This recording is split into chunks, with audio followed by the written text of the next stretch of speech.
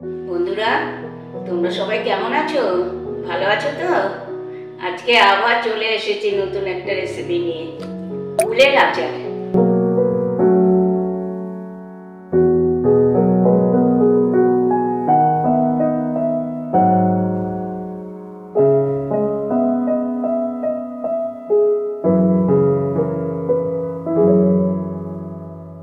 জানো তো, দুপুরবেলা মাত্র একটু শুয়েছি, আর ফেরিওয়ালার তো অভাব নেই, নানা রকম যাচ্ছে।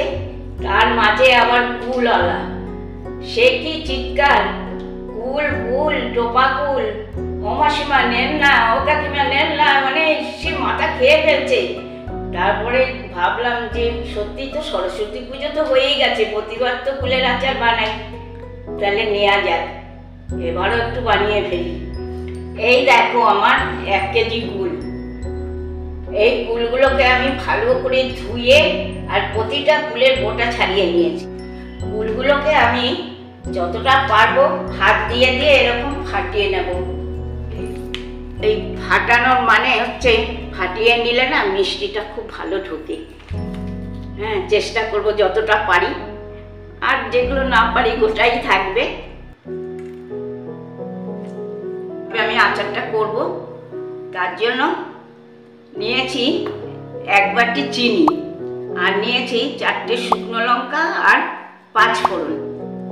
খুব কম জিনিস, এগুলোকে আমি শুকনো খোলায় ভেজে গুঁড়ো করে নেব। তাহলে আমি এই 5 ফোড়ন আর এই 4টে শুকনো লঙ্কা শুকনো খোলায় ভেজে গুঁড়ো করে নিই। এই দেখো আমার মশলা তৈরি হয়ে গেল। তাহলে এবার যাওয়া যাক হেসেলে। ওরা আমি বসিয়ে দিয়েছি, গরমও হয়ে গেছে। আমি একটুখানি সর্ষের তেল দিয়ে নেব কড়াইতে।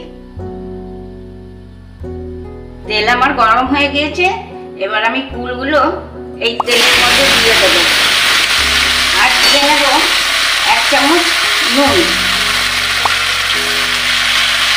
এবারে আবার একটু নাড়াচাড়া করে আমি চিনিটা ঢেলে দেবো, আর আঁচটাও কমিয়ে দেবো। কম আছে নেড়ে নেড়ে নেড়ে নেড়ে আমি এই আচারটা তৈরি করব। কিছুটা নেড়ে নিয়েছি, এবার আমি চিনিটাকে ঢেলে দেব।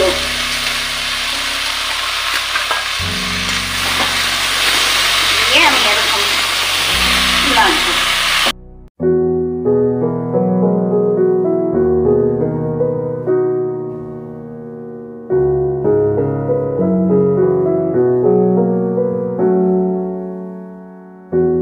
এই দেখো 10 মিনিটেই আমার কুলটা কি সুন্দর জাল দেওয়া হয়ে গেল। এবার আমি ভাজা মশলা দিয়ে পুরো কুলের আচার তৈরি করে নেব।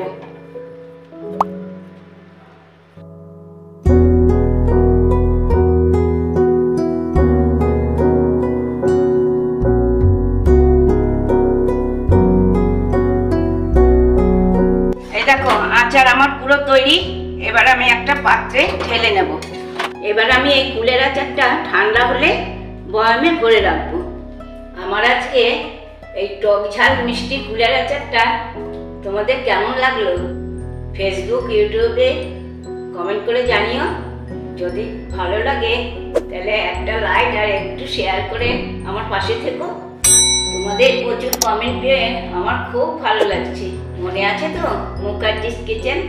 তাহলে আজকে আসি, তোমরা সুস্থ থেকো, ভালো থেকো। আবার আসবো নতুন কোনো ভিডিও নিয়ে। Tata, bye bye.